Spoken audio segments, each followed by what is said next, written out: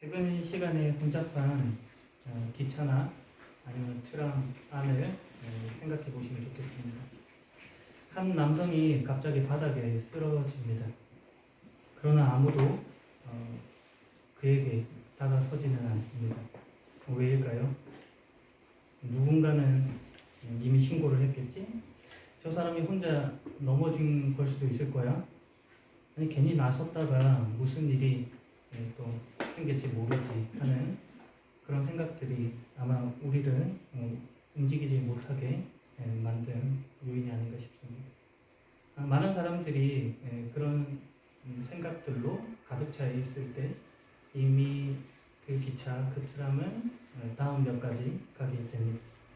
다음 역에서 한 사람이 다가왔고 도움을 요청합니다. 그제서야 많은 사람들이 움직이기 시작하죠. 이것을 가리켜서 방관자 효과라고 부릅니다. 바이스탠더 에펙트. 뭐 독일어로 하면 쭈샤워 에펙이라고 할 수 있겠는데 실제로 이런 일이 있었습니다. 1964년에 뉴욕에서 키티 제노비스 사건이라는 게 발생을 했습니다. 한밤중에 이 키티 제노비스가 누군가에게 살해를 당한 것입니다. 새벽에. 그래서 이 방관자 효과 연구라고 하는 것에 출발이 되기도 했습니다. 당시 보도에 따르면 38명 정도가 그녀의 비명소리를 들었다고 되어 있습니다. 그런데 아무도 경찰에 신고를 하지 않은 것입니다. 이후 밝혀진 바로 보도에 약간의 과장이 있기는 했지만 많은 사람이 있었음에도 불구하고 아무도 아무런 행동도 취하지 않았다는 것은 분명한 사실이었습니다. 이 사건이 심리학자들에게 꽤나 큰 충격을 주어서 이후 체계적으로 연구가 됩니다. 심리학자인 달리와 라타네는 하나의 실험을 설계를 하게 됩니다. 대상자들을 모집하고 참가자들을 모집해서 헤드셋을 끼우고 이것이 토론 실험임을 이렇게 주지시킵니다. 그래서 그룹을 나누고 한쪽 참가자에게는 지금 당신은 다른 참가자와 개별적으로 1대1로 대화를 나누고 있습니다 라고 하는 그룹을 만들고 또 다른 그룹에서는 당신은 다수의 사람들과 토론하고 있는 중입니다 라고 이야기를 했습니다. 그리고 나서 조금의 시간이 지났을 때 갑자기 다른 대상자 중에 하나가 이렇게 발작을 일으키는 그런 소리를 듣게 합니다. 놀랍게도 혼자 있다고 믿은 참가자는 85% 정도가 즉각적인 도움을 요청을 했고 반대로 다수가 함께 있다고 생각했던 그 그룹에서는 단지 31%만이 도움을 요청했습니다. 주변에 사람이 많을수록 행동 가능성이 급격히 낮아지게 된 것이죠. 나 말고도 할 사람은 많아. 다들 가만히 있는데 별일 아니겠지. 괜히 나섰다가 오해만 받으면 어떡해 라고 하는 그런 생각들이 그런 사회적인 판단들이 있었고 그것에 의존하여서 자신의 책임을 이렇게 회피했던 그런 모습인 것입니다. 내가 끼어들면 일이 더 커질 것 같고 다른 사람이 일을 처리하고 조용히 나서지 않는 게 더 현명한 지혜로운 판단일 거야 라고 하는 그런 모습이 자신이 지금까지 배워왔고 또 옳다고 믿었던 어떤 이상적인 모습 그것과는 전혀 다른 그런 행태로 나타나는 그런 의아한 모습인 것입니다. 신중함을 지적하려고 하는 그런 말이 아닙니다. 우리 안에 신중하려고 하는 것을 넘어서서 책임을 회피하고 싶은 그런 마음이 있지는 않은가 그런 말을 하는 것이죠. 결국 책임 있는 위치에 있었지만 아무것도 하지 않고 바꾸려고 하지 않았던 무책임한 침묵에 대한 그런 반성적인 이야기입니다. 반대되는 행동의 모습도 있습니다. 오늘날 많은 신앙 공동체들이 반대의 모습들을 많이 보이죠. 약자들 그리고 이웃들에게 선을 행하기를 힘씁니다. 아주 힘쓰죠.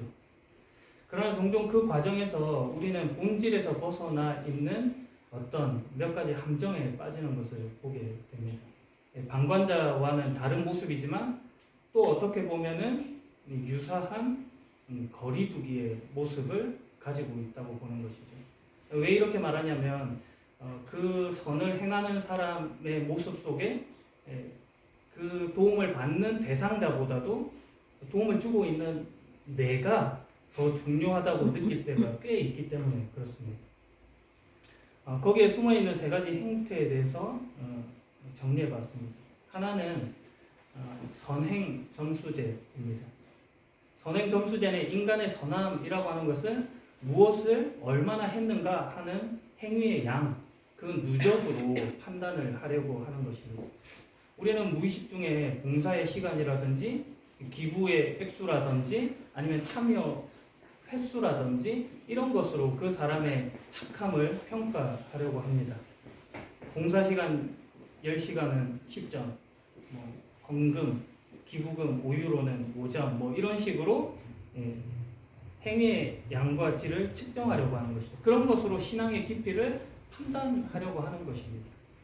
그러나 이러한 접근은 행위의 결과만을 측정해서 실적을 쌓는 것, 그것이 최고의 가치다라고 오해하게 만든다는 점에서 위험성이 있습니다. 두 번째는 착함 테스트입니다. 도덕적인 착함 테스트는 인간의 선함을 그가 어떤 성품 그리고 내적인 그런 의도를 가지고 있었는가를 평가하려고 하는 겁니다. 그가 친절했느냐라든지 아니면 배려심이 있었냐든지 아니면 참을성이 많았는지 같은 그런 것들로 그 사람의 선함을 평가하려고 하는 거죠. 그런데 이때 우리에게 작동하는 것을 보게 되면 어떤 선입견이라고 할까요? 편견이라고 할까요? 고정관념 같은 것들이 있을 때가 꽤 있습니다. 그 사람을 직접 대하지 않고 이미 다른 사람으로부터 들었던 그런 이야기, 소문들로 평가를 하고 그것이 자기의 경험과 맞닿을 때 쉽게 판단을 해버리는 것이죠. 그 사람이 도움을 거절하는 모습을 보게 되면 저 사람은 원래 이기적인 사람이었어 라고 말한다든지 아니면 실수를 하게 되면 드디어 본심이 드러났군 이렇게 표현하는 것입니다. 타인과의 만남을 어떤 관계 이런 측면이 아니라 어떤 판정의 공간으로 만들어버리는 거죠. 이러한 접근은 결국 선이라고 하는 것을 살아내는 것이 아니고 어떤 유지해야 될 어떤 이미지 이런 것으로 만들어버립니다. 세 번째는 연민 경쟁입니다. 감정적인 연민 경쟁은 인간의 선함을 얼마나 그가 느끼고 공감했는가로 판단하는 것입니다. 누가 더 많이 공감하고 더 깊이 연민하고 헌신적으로 도와주는지 비교하는 것이죠. 나는 가난한 사람을 누구보다도 동정했어. 아프게 내가 그걸 바라봤다. 이렇게 말하는 것입니다. 이러한 접근은 선을 감정의 크기로만 판단을 해서 감정적으로 동요되는 것까지만 내가 선을 행하겠다라고 판단하게 만드는 그런 위험성을 가지게도 만듭니다. 이 세 가지 이야기들은 공통점이 있죠. 그것은 공동체 안에 이런 시선이 자리 잡게 되면 공동체가 만남의 공간이 되는 것이 아니고 저 사람은 봉사를 했는가? 아니면 저 사람은 말을 온유하게 하는가? 저 사람은 마음이 얼마만큼 있는가를 비교하는 그런 장소가 되어버린다는 것입니다. 다른 한편으로 이것이 더 큰 위험으로 다가오는 것은 앞서 방관자 효과와 맞먹는 그런 방식으로 작동하기 때문에 그렇습니다. 가령 이런 거죠. 자기 행동을 정당하기 위해서 이 시선을 그대로 적용하는 것이에요. 핑계를 대는 것에 동원하는 거죠. 우리는 하나만 사용하지 않습니다. 적절히 상황에 따라서 이 세 가지를 섞어서 써요. 내 일이 바쁘면 선행 점수제를 사용해서 그래도 나는 이만큼은 했어 라고 스스로 만족하거나 아니면 갈등 상황이 생길 때는 착함 테스트를 동원해서 나는 선한 의도를 가지고 있었다고 나쁜 의도로 그런 건 아니야 라고 책임을 회피하고 또 약자의 이야기 앞에서는 연민 경쟁을 시도를 해서 나는 이렇게 마음이 아팠어 라고 하는 그런 말로 책임의 무게를 줄여가는 시도를 하는 것이죠. 하나님의 뜻하심보다도 내가 어떻게 보이는가가 더 중요한 것입니다. 그러나 오늘 본문이 제시하는 기준은 이 행위의 양도 아니고 그리고 성향의 착함도 아니고 감정의 강도도 아닙니다. 진짜 기준이 다르게 있다라는 것을 말해주는 그런 본문이라고 할 수 있죠. 오늘 본문은 이런 심리적인 장벽 속에서 우리가 무엇을 해야 될지 또 어떤 인식과 어떤 책임을 가져야 할지에 대해서 말해줍니다. 읽기는 25장 40절만 보았지만 한 문단으로는 31절부터 46절까지를 참고하시면 좋겠습니다. 내용을 요약해보면 예수님께서 영광 중에 인자가 영광 가운데 와서 모든 사람들을 모으고 또 그 사람들을 양과 염소처럼 나누겠다 하는 장면이 묘사됩니다. 그리고 오른편에 선 사람들에게는 굶주릴 때 먹을 것을 주고 목마를 때 마실 것을 줬고 그리고 병들고 갇혀있을 때 찾아왔고 나그네를 영접했다. 잘했다. 하나님 나라를 상속받게 하겠다. 그런데 또 그런 일을 행한 사람들은 자기가 그런 일을 했는지 또 잘 기억하지 못하고 예수님은 가장 작은 자한테 한 일이 곧 나한테 한 일이다. 이런 말씀을 주십니다. 반면에 왼쪽에 있는 사람들은 너희들은 그렇지 않았다. 그렇게 말씀하시면서 떠나버리시는 그런 이야기가 오늘 본문의 전체적인 줄거리입니다. 본문은 소위 양과 염소의 비유라고도 불리고 최후 심판 담론이라고도 불리는 그런 텍스트인데 이 속에는 어떤 유대적인 배경 속에서의 설명이 숨겨져 있습니다. 역사적이고 문화적인 맥락을 잠시 설명하면 당시 유대의 사회, 그 광야 생활이라고 하는 것은 팔레스타인 지역의 목자들은 낮 동안은 양과 염소를 함께 키웠습니다. 이렇게 방목을 한 거죠. 그러다가 밤이 되면은 양과 염소를 분리해서 이렇게 돌보았습니다. 왜 그렇게 했냐면 양은 추위에 강해서 야외에서도 잘 견디지만 염소는 털이 비교적 적어가지고 밤 기온에 적응을 잘 못해서 실내로 오거나 아니면 우리에 이렇게 모으는 그런 일들을 했던 것이죠. 예수님께서 이 익숙한 광경을 통해서 지금 양과 염소의 분리에 대해서 이야기하고 있는 거예요. 제가 이 이야기를 하는 거는 종종 이 설교가 양과 염소의 비유라는 것으로 되어서 양은 착하고 염소는 나쁘고 막 이런 이미지로 양의 특징은 어떻고 염소의 특징은 어떤데 막 이렇게 돼야 된다는 식으로 설교가 되어져서 그래요. 오늘 본문은 그렇지는 않다는 거죠. 여기서의 핵심은 매일의 일상 속에서 있는 이 분리의 장면을 통해서 어떤 구분이 만들어지는 그것을 설명하기 위해서 그렇다는 거예요. 만약에 양이 선하다 이렇게 하면 이사야 말씀 중에 너희는 양 같아서 그릇 행하여 각기 제 길로 갔거니 이런 말씀도 있는 것이잖아요. 그러니까 이 본문이 말하고 있는 중심적인 이미지를 먼저 생각해야 된다는 차원에서 지금 말씀드리는 것입니다. 본문의 핵심은 31절부터 시작됩니다. 인자가 모든 천사들과 함께 영광 가운데 다시 와서 영광의 보좌에 앉을 것이다. 그때 세상 모든 나라가 그 앞에 모일 것이며 목자가 양과 염소를 구분하듯이 인자가 사람들을 나눌 것이다. 그리고 우리가 읽었던 40절을 통해 그 기준점을 제시해줘요. 왕은 이렇게 선언합니다. 내가 너희에게 진정으로 말한다. 보잘것없는 사람에게 한 일, 곧 너희가 이 형제들 중 가장 보잘것없는 사람에게 한 일, 곧 나에게 한 것이다. 단순한 감정적인 비유나 도덕적인 겉면이 아니에요. 여기에는 하나님의 어떤 법적인 그런 선언 같은 것들이 담겨져 있는 것입니다. 왜 그런지 보겠습니다. 이것을 이해하기 위해서 우리는 고대 유대 사회가 가지고 있는 핵심 개념 중 하나로 샬리아라고 하는 원칙을 이해할 필요가 있습니다. 히브리어로 샬리아는 보내진 자 그리고 공식적인 대리인 이런 것들을 뜻하는 말이에요. 유대율법 할라카 안에서 발전한 그런 개념인데 이 샬리아 원칙 가운데 중요한 명제를 한 줄로 한 문장으로 말한다면 보내진 그 대리인은 보낸 사람과 동일하게 간주된다는 것입니다. 즉 샬리아가 행하는 행위는 곧 원래 당사자 보낸 그 사람이 직접 행동한 행위로 여겨진다는 것이죠. 고대사에서 문서와 통신이 그렇게 쉽게 전달되고 왕래되는 그런 모습은 아니었죠. 제한이 있었습니다.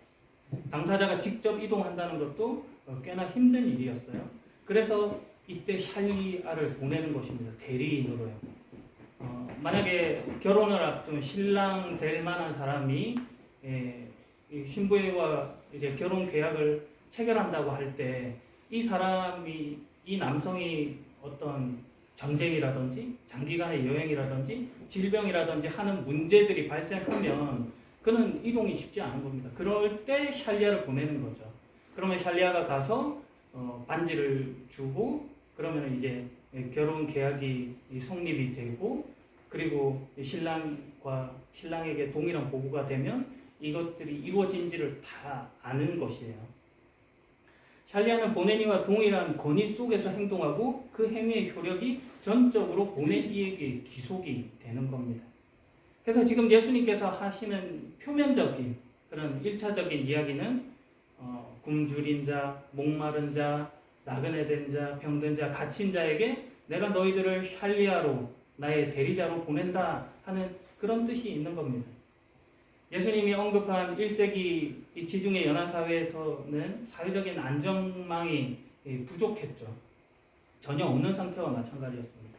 나그네들은 단순한 여행객이 아닙니다.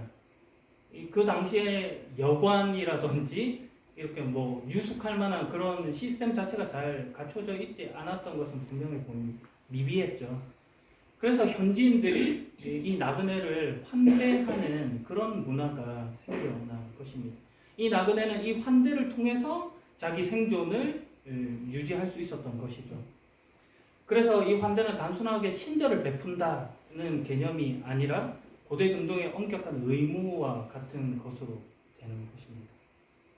이 나그네뿐만 아니라 감옥에 갇힌 자를 한번 생각해 본다면 1세기에 감옥에 갇힌 이 죄수들은 국가로부터 어떤 음식이라든지 생필품이라든지를 제공받지 못했습니다. 그럴 의무가 국가에는 없었어요. 그러면은 그의 가족이라든지 친척들이 이 감옥에 갇힌 자를 돌보는 것입니다. 방문해서 음식을 주고 하는 것이죠. 굶어 죽지 않게. 단순한 위로의 차원이 아니라 생존의 문제다. 지금 이 이야기를 주고 있는 것입니다.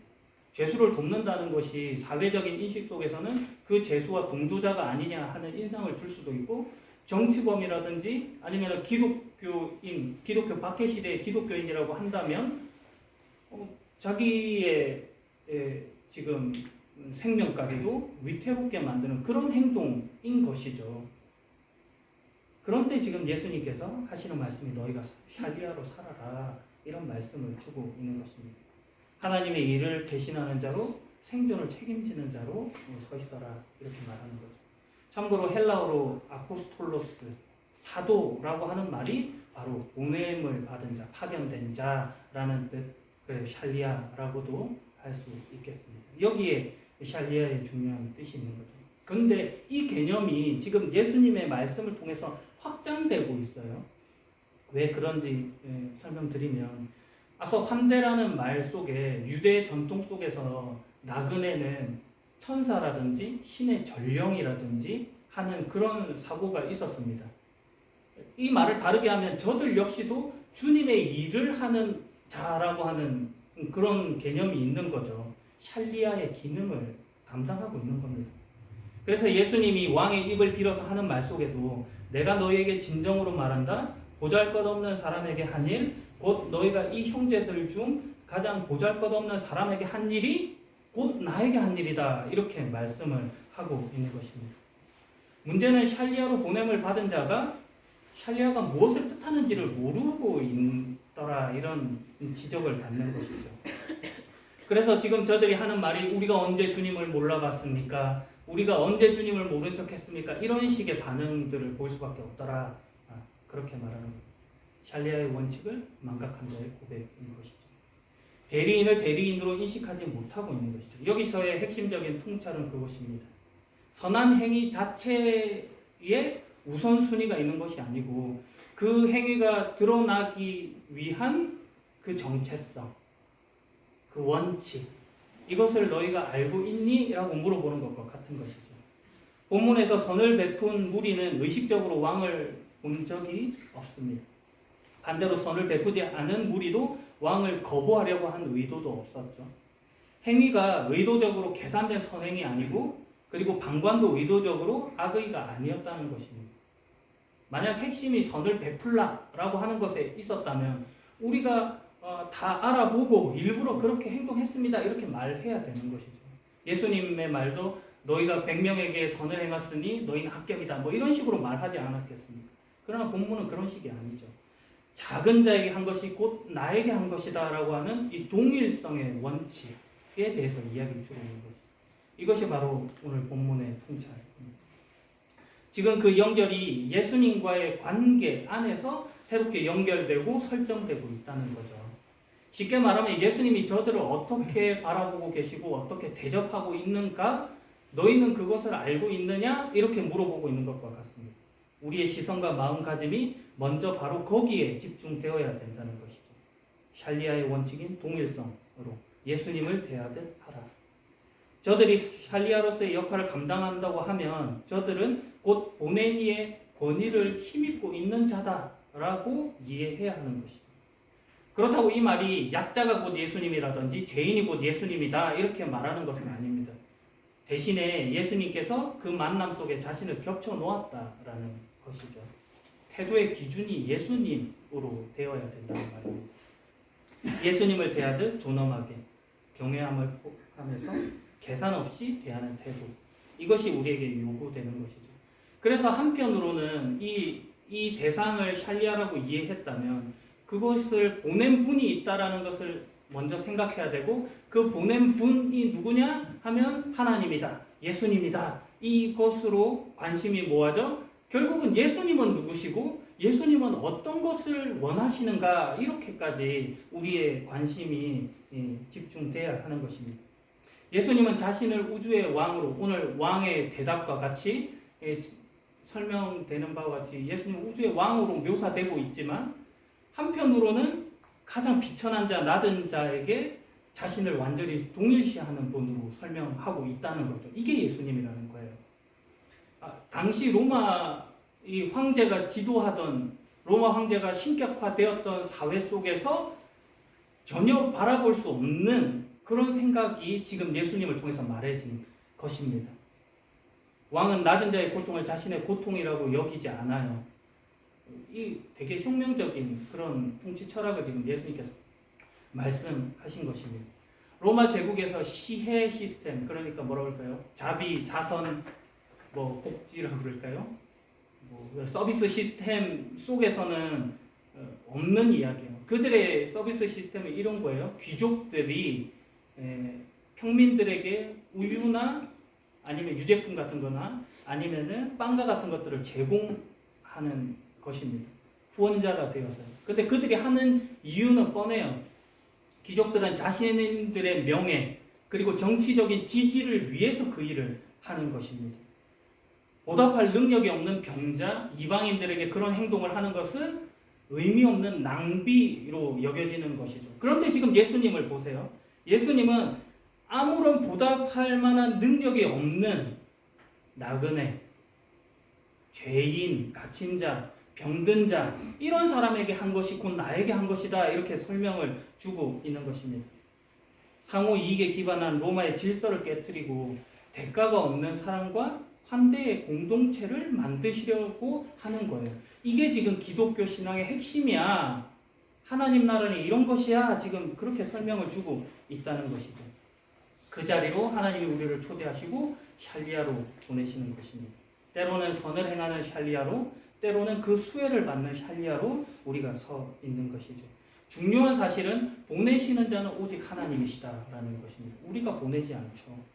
우리가 만나는 모든 사람, 나를 포함하여 모두 샬리아다. 보내는 자는 오직 하나님이시다.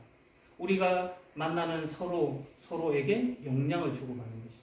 단선적인, 일방적인 관계가 아니라 쌍방의 관계를 맺는 것. 이게 우리가 이 세상에 존재하는 이유이기도 한 것입니다. 살 의미가 없으신 분들에게 보내신 분의 뜻을 구현하는 자로 내가 서 있다. 이것이 우리의 정체성입니다. 한편으로 샬리아 원칙의 핵심 원칙 중에 하나는 이런 것이 있습니다. 권한을 나누되 책임은 결코 나누지 않는다. 권한은 위임할 수 있습니다. 그러나 책임은 나눠지지 않아요. 하나님은 우리에게 행동의 자유와 권한을 주십니다. 그러나 최종 책임, 그것은 하나님이 지신다는 거예요. 그것을 실행하는 책임은 우리에게 있죠.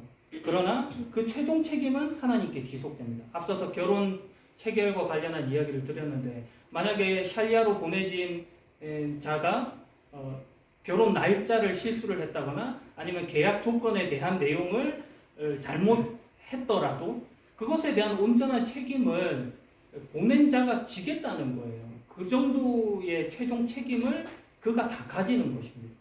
우리의 구원에 있어서도 하나님께서 나 몰라라 한 채 내버려 두시지 않는다는 것입니다. 로마서 8장 28절 말씀에 이런 말씀이 있죠. 우리는 하나님께서 모든 일을 하나님을 사랑하는 사람, 즉 하나님의 목적을 위해 부르심을 입은 사람들의 선을 위하여 하신다는 것을 알고 있습니다. 개정판으로 좀 더 익숙하실 텐데, 모든 것이 합력하여 선을 이루신다 하는 그런 뜻이 있습니다. 무시무시한 선언이죠. 타협하지 않겠다는 것입니다. 기어코는 모든 것, 너희들이 부정적으로 생각하는 것들, 고난들, 환난들, 그 모든 것들을 다 싸매서 다 유익이 되게 하겠다고 하는 하나님의 뜻, 하나님의 의지가 담겨있는 말인 것이죠. 최종 책임을 하나님이 지겠다는 것입니다. 그러므로 우리가 하나님의 샬리아로서 명예롭게 살아가야 하는 것이죠. 세상과 비교할 수 없는 구원의 내용을 선포하시는 하나님의 단호한 사랑, 우리를 통해 이 땅의 하나님 나라를 구현하시기 원하시는 하나님의 승부수라고도 할 수 있겠습니다. 마지막 이야기로 설교를 마무리합니다. 오늘 2026년 신년 예배로 드리고 있죠. 2026년, 25년 한 해가 지나가고 2026년이 되면서 새로운 마음가짐, 다짐들을 각자가 보았을 것입니다. 올 한 해 교회적으로는 새로운 표로 우리의 고백을 담아내길 소원합니다. 오늘 제목과 같이 예수님을 대하듯 살아가는 교회가 한 해의 표어입니다. 샬리아로서 오늘 마주하는 모든 이들을 예수님께서 보내신 사람으로 이해하고 받아들이는 것이죠. 선행 점수제나 착함 테스트나 아니면 연민 경쟁과 같이 겉으로 드러나는 행위의 양이라든지 평가에 신경 쓰는 것이 아니고, 예수님이 보내신 관계 속에서 타인을 마주하고 예수님을 대하듯 바라보고 예수님을 더 깊이 이해하는 것, 이것이 오늘 올 한 해 우리가 해야 할 일입니다. 그 속에 버림과 채움의 내용을 정리해 보았습니다. 먼저 버릴 것은 타인이 어떤 신분인지, 무엇을 가졌는지 외형적인 평가를 하지 말라는 것입니다. 다른 한편으로는 또 내게 이익이 될 것인가를 재단하여서 계산적인 관계를 가지지 말라는 것입니다. 자기 중심성을 버려야 되는 것이죠. 그리고 내가 권위자가 된 것 같이 판단하는 그런 자가 되려고 하는 어떤 시도도 버려야 한다는 것입니다. 반대로 우리는 나그네를 대접함 속에 있는 환대의 마음을 채워가야 합니다. 환대는 내가 도와준다라는 개념과는 거리가 먼 것입니다. 본문의 맥락에 나타난 바와 같이 타인이 왕의 대리인임을 인식하고 행동하는 것, 그것이 환대입니다. 기준 속에 상대는 이미 왕과 연결되어 있고 하나님과 연결되어 있는 존재라는 것이 있는 것, 그걸 잊지 말아야 하는 것입니다. 빌립보서 2장 말씀에 너희 안에 이 마음을 품으라 곧 예수의 마음이니 라는 말씀처럼 예수님처럼 생각하고 예수님처럼 행동하는 것을 한 해 채워갔으면 좋겠습니다. 죄인 중에 괴수, 가장 낮은 자 중에 하나인 우리에게 찾아오신 예수님, 그 예수님의 마음을 본받아 오늘 마주하는 모든 연약한 자, 굶주린 자, 남루한 자에게 예수님을 증거하는 그런 복된 자에게, 샬리아에게 주님의 이름으로 축복합니다. 기도하겠습니다. 하나님, 2026년 새해를 예수님을 대하되 살아가는 교회라는 고백으로 시작하게 하시니 감사합니다. 우리가 행위의 점수를 매기거나 타인의 선함을 판단하는 평가자의 자리에 서지 않게 하시고, 내 곁에 지극히 작은 자가 곧 주님이 보내신 대리인임을 깨닫는 영적인 눈을 열어주옵소서. 우리가 누군가에게는 따뜻한 주님의 손길이 되는 샬리아가 되게 하시고, 때로는 연약한 모습 속에서 주님의 존엄을 드러내는 샬리아로 살아가게 하옵소서. 합력하여 선을 이루시는 하나님의 신실하심을 신뢰하며 오늘 마주하는 모든 인연 속에서 예수님을 발견하는 복된 한 해가 되기를 소망합니다. 우리 삶의 주인이신 예수 그리스도의 이름으로 기도합니다. 아멘.